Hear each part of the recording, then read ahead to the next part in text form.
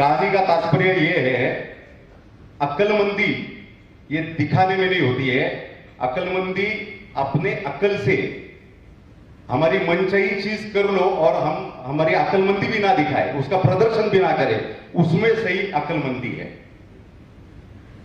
अभी आज के तारीख में अगर हम देखें तो पूरे देश में सबसे एजुकेटेड कम्युनिटी अगर कोई होगी, लिटरेसी रेशियो सबसे ज्यादा अगर पूरे देश में होगा तो वो जैन समाज का है। 93% लिटरेसी रेशियो है। मगर आज भी माइनॉरिटी के फायदे बताने के लिए हमें कार्यशालाओं का आयोजन करना पड़ रहा है। तो हमारी अक्लमंदी जो है वो हम कहीं और ही दिखा रहे हैं। जो हमारे फायदे की चीज है उसके पास हमारा दुर्लक्ष्य है, पूरा पूरा हम दुर्लक्षित कर रहे हैं वो चीज को। इसका कारण कहीं ना कहीं थोड़ा बहुत अवेयरनेस जो होना चाहिए इन सब चीजों के लिए, इन माइनॉरिटी स्कीम्स के लिए, वो अवेयरनेस की कहीं ना कहीं कमी है। माइनॉरिटी के बारे में हम सभी लोगों ने एक परसेप्शन बना लिया है कि माइनॉरिटी से मेरा क्या फायदा है। वो क्या 2-5 हजार की स्कॉलरशिप मिलती होगी या 1-2 लाख का 5 लाख का लोन मिलता, उससे क्या फायदा होने वाला है। अभी जीतों में तो 2-5 हजार और 5-10 लाख को तो कोई मायने ही नहीं रखता है जीतों में, सही है ना। मगर हमारे समाज में एक तबका ऐसा भी है जो बिलो पॉवर्टी लाइन भी है। 2014 में हमें ये अल्पसंख्यक का दर्जा मिला था, 28 जनवरी 2014। जैसे ही हमें ये दर्जा मिला, हम दिल्ली में गए थे, तभी अल्पसंख्यक मंत्रालय के चेयरमैन थे ललित जी पवार, हम उनसे मिले। तभी उन्होंने हमको एक बड़ी मार्मिक चीज बोली, आपको दर्जा तो मिल गया है मगर आपको इस चीज का फायदा बिल्कुल भी होने वाला नहीं है। बोला ऐसा क्यों? बोला कुछ स्कीम्स वगैरह मिलती है, पैसे मिलते हैं, तो हमारे समाज को भी मिलेंगे, क्यों नहीं मिलेगा? तो बोले ये अगर इसके फायदे अगर आपको लेने के रहेंगे तो उसके लिए एक नेटवर्क का होना आवश्यक है। जब तक आपके समाज में एक नेटवर्क नहीं होता है और ये अलग अलग जो स्कीम्स है ये समाज के आखिरी तबके तक इसकी जब तक इंफॉर्मेशन नहीं पहुंचेगी तब तक वो फायदे उठा नहीं सकेगी। गवर्नमेंट स्कीम डिक्लेयर करती है, गवर्नमेंट किसी के घर पे जाके डिस्ट्रीब्यूशन नहीं करती है, तो उसके लिए आपको एक नेटवर्क बनाना होगा। समय की मांग को देखते हुए, समाज की मांग को देखते हुए 14 फरवरी 2014 में पुणे में all India Jain minority federation की स्थापना राष्ट्रीय अध्यक्ष ललित जी गांधी इनके नेतृत्व में की गई। तब से लेकर आज दिन तक निरंतर हम माइनॉरिटी के सेमिनार्स सिर्फ महाराष्ट्र में नहीं तो ऑल ओवर इंडिया, यानी गुवाहाटी से लेके तो कोचीन तक, सिलीगुड़ी से लेके तो कच्छ भुज तक, हर जगह पे एक राज्य ऐसा नहीं जहां पे जाके हमने सेमिनार्स नहीं किए होंगे। इस चीज की जरूरत इसलिए है कि जब तक हमारे समाज के लोगों तक ये बात पहुंचेगी नहीं, वो उसका लाभ नहीं उठा पाएंगे, उसका फायदा नहीं उठा पाएंगे।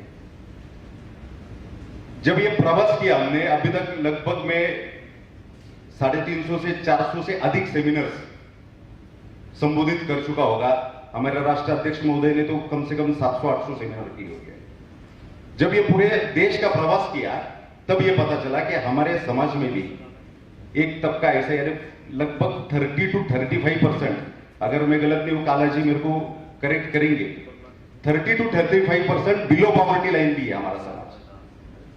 ज्यादा दूर मत जाइए, महाराष्ट्र में अगर हम कोल्हापुर, सांगली और सातारा ग्रामीण क्षेत्रों में जाते हैं तो वहां पे हमारे समाज के लोग खेत जोतते हुए आपको नजर आएंगे, खेतों में काम कर रहे हैं। ऐसी परिस्थिति है। धारावी, एशिया की सबसे बड़ी झोपड़पट्टी धारावी में 1300 जैन परिवार है। तो माइनॉरिटी का दर्जा भले ही आपके लिए उतना फायदेमंद नहीं होगा, मगर हमारे समाज के इस तबके के लिए ये बहुत आवश्यक है। ये सब चीज कहने की इसलिए जरूरत पड़ी कि जब कोई चीज फ्रॉम हॉर्सेज माउथ हम जो बोलते हैं ना, जीतों के माध्यम से कोई चीज अगर जाएगी, निश्चित तौर पर उसको सुना जाता है, उस पर गौर किया जाता है। तो ये जीतों के टीम को मैं आह्वान करना चाहूंगा कि नासिक में नहीं, हर जगह पे जीतो भी माइनॉरिटी कमेटी तो जितने ऑल ओवर बनाई है, बट सिर्फ कमेटी बना के नहीं चलेगा, तो ये सेमिनार ऑर्गेनाइज करने पड़ेंगे। जैसे आज ये बुकलेट का आपने विमोचन किया, मैं पहाड़िया जी को और सुमित को विशेष तौर पे आभार देना चाहूंगा कि उन्होंने इनिशिएटिव लिया है और ये बुक भी पब्लिश करवाई। ये बुक समाज के आखिरी तबके तक पहुंचना आवश्यक है। अभी अगर स्कीम्स की बात करें, हम माइनॉरिटी स्कीम्स की बात करें, तो माइनॉरिटी में जैसे कि स्कॉलरशिप, सभी को शायद पता है स्कॉलरशिप्स के बारे में।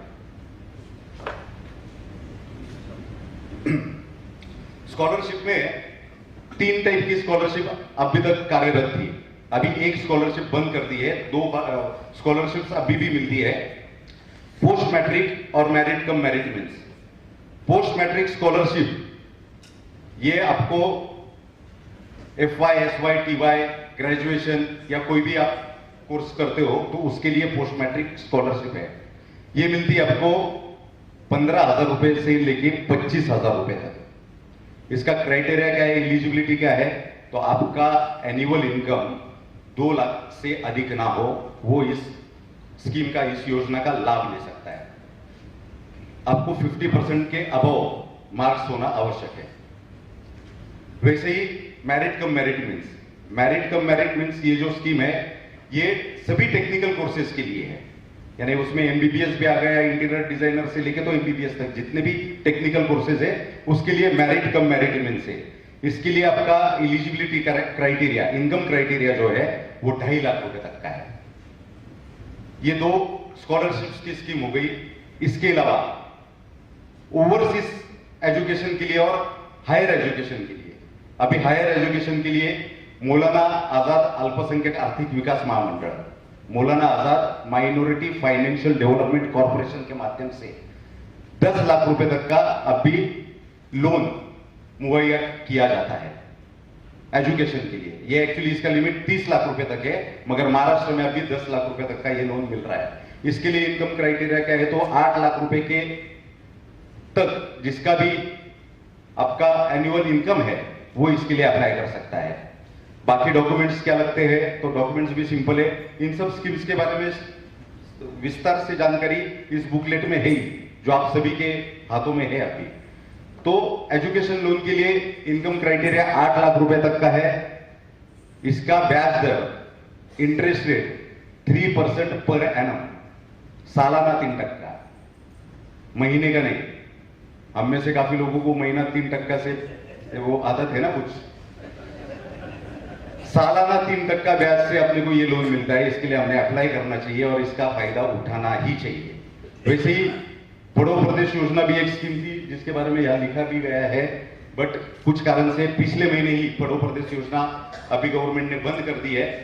हो सकता है 2-4 महीने में वापस दोबारा शुरू हो जाएगी, क्योंकि उसके लिए हमारा वार्तालाप चल रहा है गवर्नमेंट के साथ। पढ़ो प्रदेश योजना, इसके अलावा मौलाना आजाद फेलोशिप योजना एक है। मौलाना आजाद फेलोशिप योजना के माध्यम से PhD MPhil करने वाले के लिए फेलोशिप मिलती है। 25,000 रुपए से लेके 50,000 रुपए तक का उनको फेलोशिप मिलता है मौलाना आजाद फेलोशिप योजना के माध्यम से। इसके अलावा नई उड्डान एक स्कीम है। अगर आप PhD कर रहे हो, अगर आप UPSC कर रहे हो, UPSC के लिए इसमें आपको फाइनेंशियल एड दिया जाता है। 50,000 रुपए तक का फाइनेंशियल एड आपको नई उड़ान योजना के माध्यम से आपको दिया जाता है। ये सब एजुकेशनल जो योजना है, ये एजुकेशनल योजनाओं के बारे में मैंने अभी बताया, जो कि विद्यार्थियों के लिए इंपॉर्टेंट है। यहाँ पे युवा वर्ग अच्छा नजर आ रहा है, महिलाएं भी कुछ है।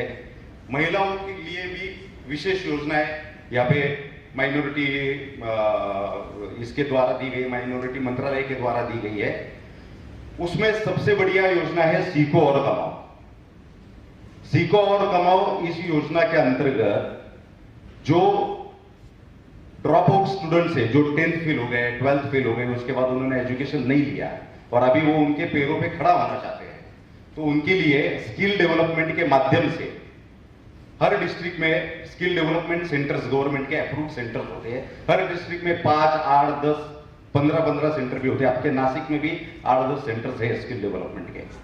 आप यदि वहां पे जाके अप्लाई करते हो, 1200 अलग अलग कोर्सेस है जिनके माध्यम से आप वो कोर्स फ्री ऑफ कॉस्ट, आपके लिए वो फ्री ऑफ कॉस्ट वो सेंटर वाले आपको सिखाएंगे। वो 2 महीने का कोर्स हो या 6 महीने का कोर्स हो, कोर्स करने के बाद आपको प्लेसमेंट करवा के देना। अगर जो भी आपने कोर्स कर लिया है उस कोर्स के परिप्रेक्ष्य में आपको कोई जॉब अगर चाहिए तो वो जॉब भी दिलवाना, ये वो स्किल डेवलपमेंट सेंटर का जिम्मेदारी है। वो आपको जॉब भी दिलवा सकते हैं। आप बिजनेस करना चाहते हो तो बिजनेस लोन भी Maulana Azad minority financial development के कॉर्पोरेशन के माध्यम से बिजनेस लोन भी अवेलेबल है। वो 30 लाख रुपए तक का है। वो भी अभी महाराष्ट्र में 8 लाख या 10 लाख तक ही सेंक्शन हो रहा है, मगर उसका लिमिट 30 लाख रुपए तक का है।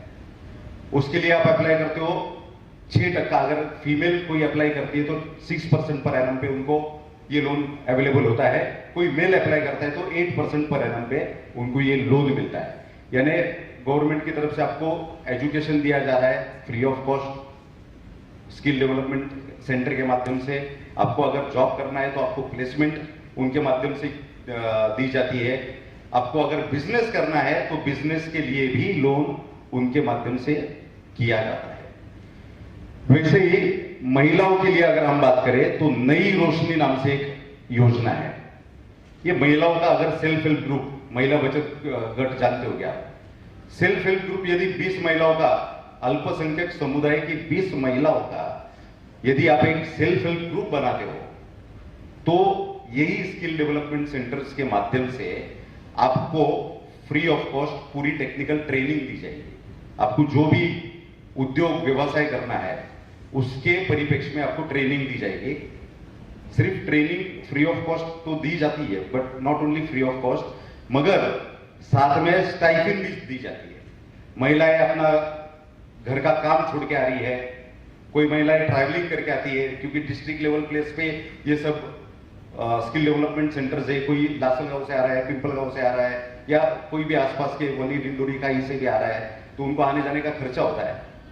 तो स्टाइपेंड भी महिलाओं को 2000 से 3000 रुपए तक हर महीना स्टाइपेंड भी दी जाती है। यानी कोर्स आपको फ्री में सिखाया और ऊपर से पैसा भी आपको दे रही है गवर्नमेंट।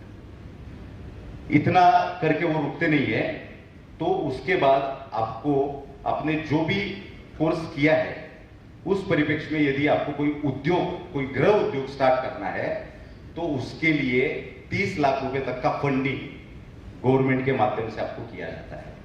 30 लाख रुपए में आप आपका छोटा गृह उद्योग आराम से शुरू कर सकते हो। महिला गृह उद्योग का सबसे उत्तम उदाहरण लिज्जत पापड़ है। लिज्जत पापड़ ये जो है, ये कोई प्राइवेट लिमिटेड कंपनी नहीं, ये एक सेल्फ हेल्प ग्रुप का प्रोडक्ट है। तो वैसा आप आपका एक प्रोडक्ट लॉन्च कर सकते हो। अब ये प्रोडक्ट बनने के बाद इसके लिए मार्केट अवेलेबल करवा के देने का भी काम गवर्नमेंट करता है। गवर्नमेंट हुनर हाट के माध्यम से, माइनॉरिटी मिनिस्ट्री के माध्यम से हुनर हाट नाम से एग्जीबिशंस किए जाते हैं। हर 3 महीने से किसी एक मेट्रो सिटी में ये एग्जीबिशंस लगाए जाते हैं, जिसमें सिर्फ अल्पसंख्यक समुदाय के लोगों के प्रोडक्ट्स डिस्प्ले होते हैं और वहां उनको स्टॉल उपलब्ध करके दिए जाते हैं। तो सेल्फ हेल्प ग्रुप के माध्यम से यदि आप कोई प्रोडक्ट बना रहे हो और आपको वो वहां पे स्टॉल लगाना है तो आपको आने जाने का खर्चा, अभी मान लो कि अगला हुनर हाट चेन्नई में, फॉर एग्जांपल नासिक से चेन्नई का जाने आने का खर्चा गवर्नमेंट आपका करेगा। वहां पे स्टॉल का खर्चा फ्री ऑफ कॉस्ट है आपके लिए। स्टॉल आपका 3 दिन 5 दिन जितने दिन का वो हुनर हाट एग्जीबिशन है, मैक्सिमम 5 दिन का होता है, कम से कम 3 दिन का होता है। वो 3 दिन का आपका रहने खाने पीने का खर्चा भी गवर्नमेंट करता है। यानी समझो कि महिलाओं के लिए गवर्नमेंट ने ट्रेनिंग दी, उनको स्वावलंबी बनाया, उसके बाद उनको बिजनेस करने के लिए लोन भी गवर्नमेंट दे रही है। प्रोडक्ट बनने के बाद मार्केट भी गवर्नमेंट आपको मुहैया करवा के दे रही है। तो इतने अच्छे अच्छे स्कीम्स है। यदि इसके लिए हम जागरूक रहे, इसकी हमें अगर नॉलेज है तो और तो ही इन स्कीम्स का हम लाभ ले सकते हैं, फायदा उठा सकते हैं। वैसे ही महिला समृद्धि योजना भी एक अच्छी योजना है जो कि अपने ग्रामीण क्षेत्रों के महिलाओं के लिए खासकर उपयुक्त है। इस महिला समृद्धि योजना के माध्यम से आपको छोटे छोटे जो कोर्सेज होते हैं, यानी जैसे रोजमर्रा की जिंदगी में कंप्यूटर चलाना हो गया, बैंक में पासबुक कैसे बनवाना है, चेक कैसे भरना है, डीडी कैसे निकालना है, आरटीजीएस कैसे करना है, ये जो छोटी छोटी बातें हैं ये भी बहुत से महिलाओं को ये भी अवगत नहीं होती है। तो ऐसे छोटी छोटी कोर्सेज करके महिलाओं के अंदर की जो लीडरशिप है वो डेवलप करने का काम महिला समृद्धि योजना के माध्यम से भारत सरकार कर रहा है। अगर हम कन्याओं की बात करें तो शादी शगुन योजना के नाम से माइनॉरिटी के कन्याओं के लिए एक काफी अच्छी योजना है, जिसके माध्यम से शादी के लिए गवर्नमेंट की ओर से 50,000 रुपए का अनुदान आपको मिलता है। अभी उसका क्राइटेरिया है वो बिलो पॉवर्टी लाइन या जिसको हम बोलते हैं कि ऑरेंज राशन कार्ड वालों के लिए, उनके लिए है। मगर वैसे भी लोग, जैसे मैंने शुरुआत में बताया, वैसे भी काफी लोग हमारे में है, हमारे समाज में है। हमें इस चीज की जरूरत नहीं होगी, हमें महिला शादी शगुन योजना की आवश्यकता नहीं होगी। मगर हमारे जान पहचान में यदि कोई ऐसा परिवार है, ऐसी कोई कन्या है, ऐसी कोई बेटियां है, तो उस तक अगर हम ये इंफॉर्मेशन पहुंचाते हैं तो अवश्य उसको 50,000 रुपए तक की मदद इस योजना के माध्यम से हो सकती है। ये कुछ फाइनेंशियल फायदे हो गए माइनॉरिटी को लेकर। माइनॉरिटी का सबसे बड़ा फायदा यदि हमें कुछ मिला है तो वो हमें मिला है संविधान ने हमें दिया हुआ प्रोटेक्शन। माइनॉरिटी राइट्स को यदि हम एक वाक्य में डिफाइन करना चाहे तो हमें हमारे धार्मिक परंपराओं का निर्वाह करने का अधिकार, हमारे तरीके से निर्वाह करने का अधिकार हमें संविधान ने दिया हुआ है। ये स्टेटमेंट तो बहुत छोटा सा और सिंपल लग रहा होगा, शायद बहुत सी लोगों को इसका गांभीर्य भी समझ में नहीं आया होगा, मगर ये एक सेंटेंस है जिस सेंटेंस के माध्यम से पिछले 9 साल से 2014 से 2000 या अभी हम 23 में है, पिछले 9 साल में जैन समाज पे आए हुए अलग अलग अतिक्रमण हो गए, अलग अलग प्रॉब्लम्स हो गए, ये एक सेंटेंस से इसका सॉल्यूशन निकला है। हमारे धार्मिक परंपराओं का हमारे हिसाब से निर्वाह करने का अधिकार हमें गवर्नमेंट ने दिया है। इसका मतलब क्या है? तो अभी हमारे जैसे साधु भगवंत है, विहार करते हैं, हमारे हर सिटी में, हर शहर में, हर छोटे छोटे गांव में विहार ग्रुप बने हुए हैं और हम विहार सेवा देते हैं। वो देती भी रहनी चाहिए, वो कंटिन्यू होना ही चाहिए। मगर इसी के साथ हम पुलिस का प्रोटेक्शन भी ले सकते हैं। मगर पुलिस आपके घर पे आके आपको प्रोटेक्शन नहीं देने वाली। आपको मान लो अभी रविवार कारंजा स्थानक में कोई साधु महात्मा विराजित है और कल उनका मसरूल में या विल्लोड़ी में विहार होना है या इगतपुरी तक जाने वाले हैं वो, तो यदि हम नासिक डिस्ट्रिक्ट के पुलिस कमिश्नर को एक निवेदन देते हैं कि ऐसे ऐसे हमारे साधु भगवंत का विहार होने वाला है, कल ये यहाँ से इतना पल्ला तय करेंगे, उसके आगे दूसरे दिन ये इतना किलोमीटर का विहार होगा, तीसरे दिन ये यहाँ तक होगा, स्टार्टिंग पॉइंट ये, एंडिंग पॉइंट ये है। उतने पूरे पीरियड में जिस टाइम पे उनका विहार होना है उस टाइम पे आपको पुलिस प्रोटेक्शन आपके साधु महात्माओं के लिए, साधु भगवंतों के लिए प्रोवाइड करना, ये पुलिस का कर्तव्य है और हमारा ये अधिकार है, उनको देना ही पड़ेगा, कंपल्शन है उन पे। हमें इसका भी लाभ उठाना चाहिए, इसका भी फायदा लेना चाहिए। इतना ही नहीं, हम महावीर जन्म कल्याणक होता है तब हम वरघोड़ा निकालते हैं, तपस्या करते हैं हम, कभी वरघोड़े निकलते हैं हमारे, तब जाते हैं ना हम परमिशन के लिए पुलिस के पास। मिलती है तुरंत परमिशन? नहीं मिलती। जैसे उनके सामने शाह, बोरा, बेदमुथा ऐसे नाम आते, नाहर, साकला, कांकरिया, उनको पता है बकरा आ गया। बिना पैसे के होते हैं हमारे काम? नहीं होते हैं। परमिशन मांगने के लिए जाना नहीं है इसके आगे, इसके आगे प्रोटेक्शन मांगने के लिए जाना है।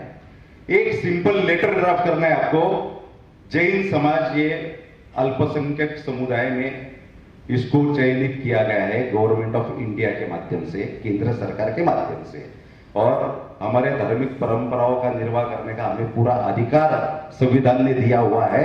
और इसी परिप्रेक्ष्य में इस धार्मिक परंपरा का एक भाग हमारा ये प्रोसेशन है, मिरवणूक है, वरघोड़ा है, यहां से यहां तक जाने वाला है। और इसके लिए पुलिस प्रोटेक्शन देना ये आपके लिए बंधन करके हमें पुलिस प्रोटेक्शन दिया जाए, उनको देना पड़ेगा, वो मुकर नहीं सकते इस बात को।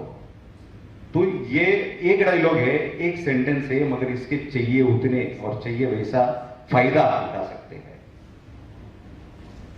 जरूरत है जागरूकता की। इसके अलावा एक हमारी धरोहर नाम से एक स्कीम मिनिस्ट्री ने 2014 में डिक्लेयर की। जब जैन समाज को अल्पसंख्यक का दर्जा मिला, उसके बाद जैन समाज के हिसाब से कुछ स्कीम्स होना जरूरी था, तभी जैन समाज को मद्देनजर रखते हुए, ध्यान में रखते हुए हमारी धरोहर ये स्कीम सेंट्रल गवर्नमेंट की ओर से डिक्लेयर की गई। हमारी धरोहर स्कीम के अंडर अपने जो भी पुराने मंदिर है, पुराने तीर्थ है, 100 साल पुराने तीर्थ है या 100 साल पुराना कोई मंदिर है हमारा, उसके जीर्णोद्धार के लिए उसका खर्चा पूरा सेंट्रल गवर्नमेंट उठा सकता है, उठाएगा। इतना ही नहीं, हमारे जो पुराने मैनस्क्रिप्ट्स है, हमारे जो ग्रंथ है, उनको प्रिजर्व करना भी उतना ही जरूरी है, और उनको प्रिजर्व करना उतना सस्ता भी नहीं है, क्योंकि जब रीराइट करना होता है आपको ग्रंथ, तो उसका प्रोसीजर भी काफी लंबा चौड़ा होता है। रीराइट करने को अपन कंप्यूटर में फीड कर दिया वैसा नहीं होता है। जब एक ग्रंथ को हम रीराइट करते हैं तो उसका इंक, उसका पेज, उसका पेपर, ये सब अलग होता है। इसको एक बड़ा खर्चा है इसको। तो हमारे पुराने ग्रंथ, हमारे मेन स्क्रिप्ट्स, ये रीराइट करने के लिए पूरा फंडिंग गवर्नमेंट के माध्यम से किया जाता है। कल जाके आपको लगता है नासिक में आपको भगवान महावीर स्वामी इनके पूरे जीवनी पे कोई एक प्रदर्शन आयोजित करना है, बड़ा एक एग्जीबिशन लगाना है। वो एग्जीबिशन के लिए यदि आप अप्लाई करते हो, वो एग्जीबिशन के लिए गवर्नमेंट के माध्यम से पूरा फंडिंग आपको हो सकता है। यानी हमारी धरोहर का कुल मिला के फायदा यह है कि हमारी जो संस्कृति है, हमारी जो धरोहर है, वो प्रिजर्व करने के लिए गवर्नमेंट की तरफ से ये स्कीम डिक्लेयर की गई है। मगर हमारे में से कितने लोग इसका फायदा ले रहे हैं? फायदा लेना बहुत दूर की बात, हमारे से भी कितने लोगों को ये स्कीम के बारे में जानकारी है? नहीं है। इतना ही नहीं,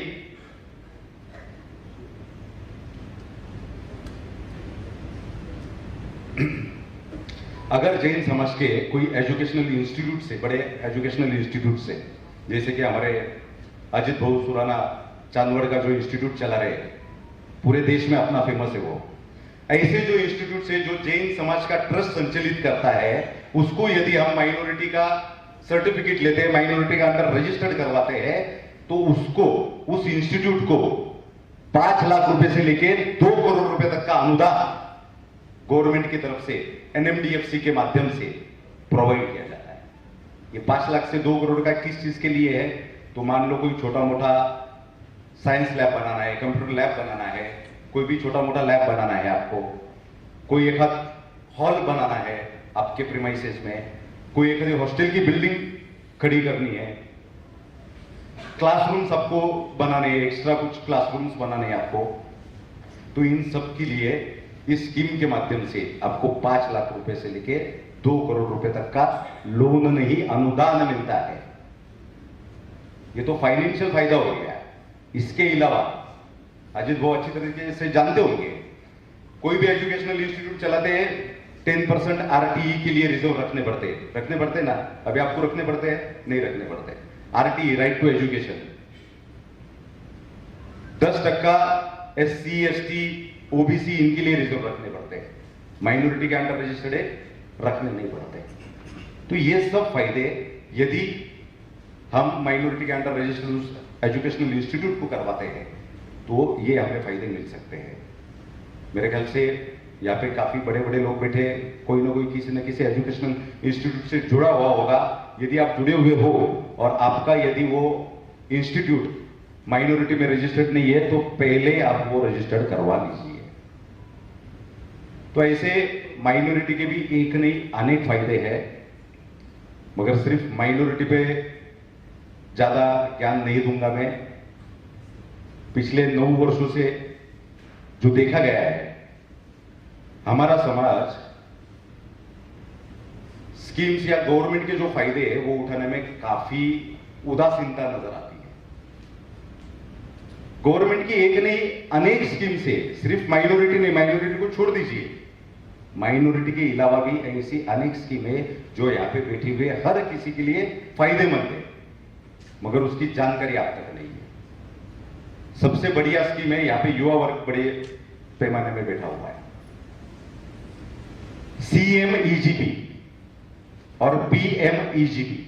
CMEGP यानी chief minister employment generation programme, prime minister employment generation programme. इसके माध्यम से, CMEGP के माध्यम से अप टू 50 लाख 50 लाख रुपए तक का लोन, अप टू 25% सब्सिडी के साथ आपको उपलब्ध कराया दिया जाता है गवर्नमेंट के माध्यम से।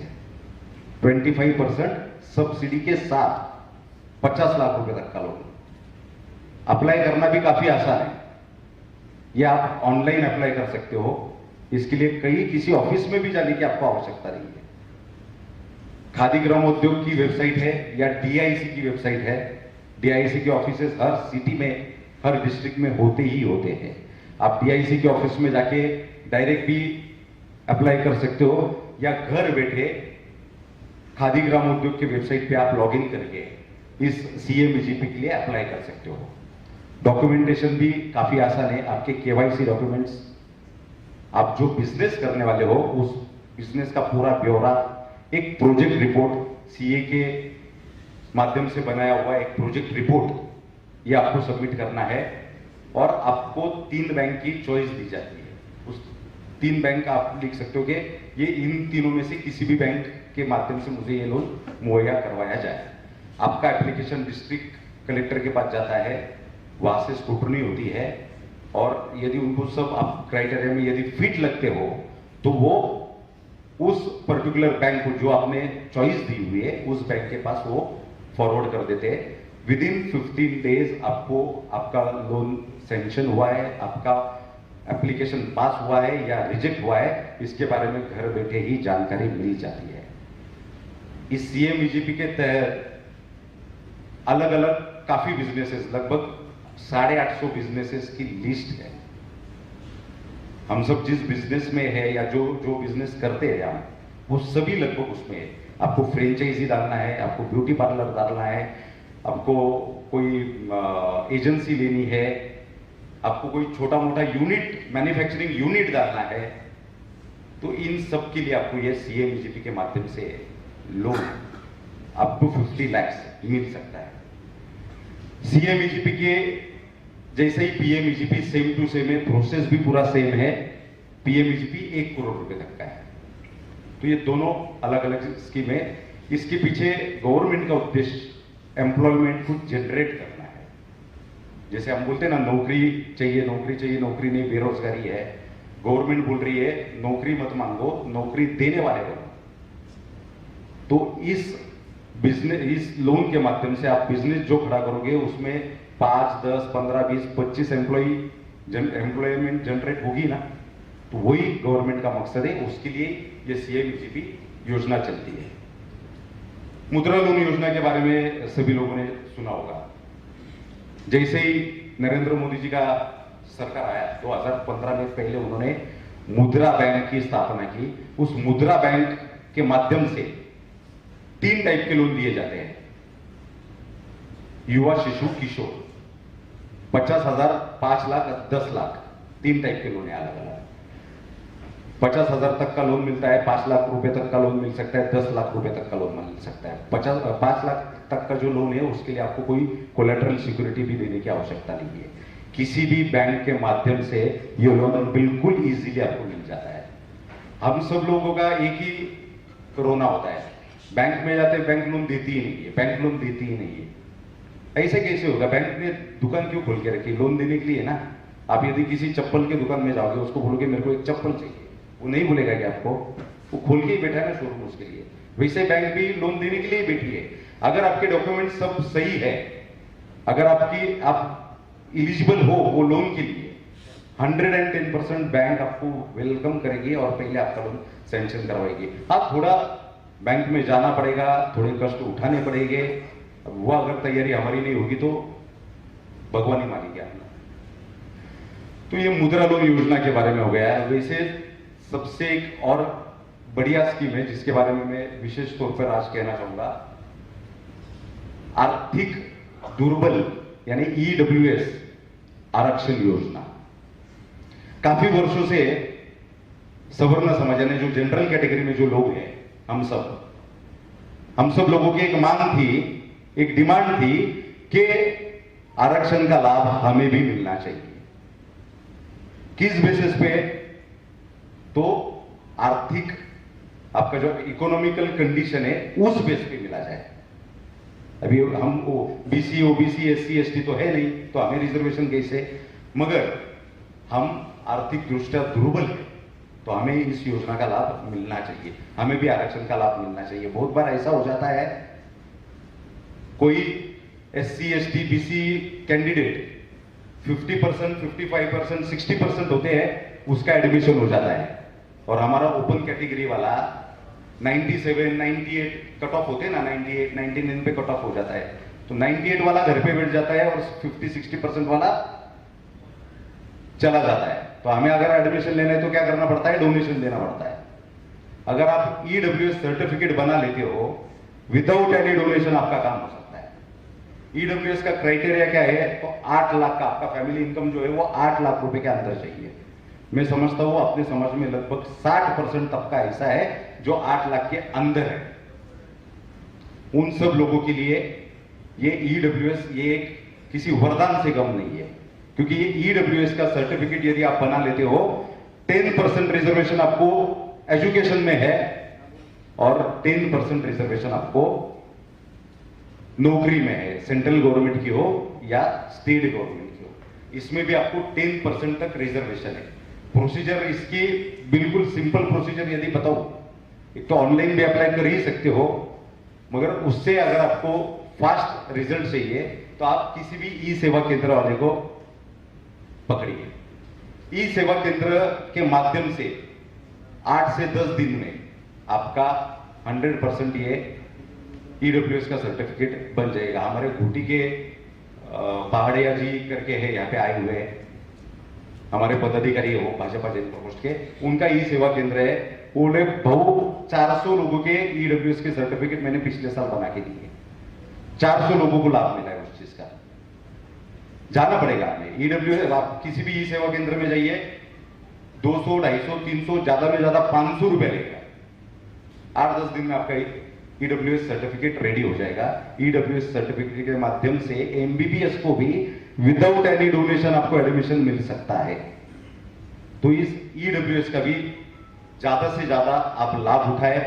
आप मैं विनंती करूंगा अपने माइनॉरिटी कमेटी की टीम से कि ईडब्ल्यूएस का एक स्पेशल आप सेशन ही रखिए और लोगों को 2-3 इधर ई सेवा केंद्र वाले बुलाइए और उनके माध्यम से ये कैंप चलाइए, लोगों के ईडब्ल्यूएस के सर्टिफिकेट्स बना के दीजिए।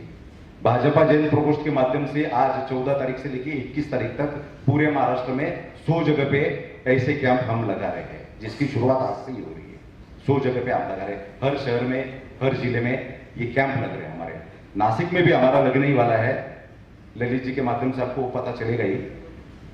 बट आप भी इनिशिएटिव लेके आप ये ईडब्ल्यूएस के लिए कैंप लगाइए और ज्यादा से ज्यादा लोगों को इसका फायदा कैसे मिलेगा इस और आप ध्यान दीजिए। स्कीम्स इसके अलावा भी काफी है।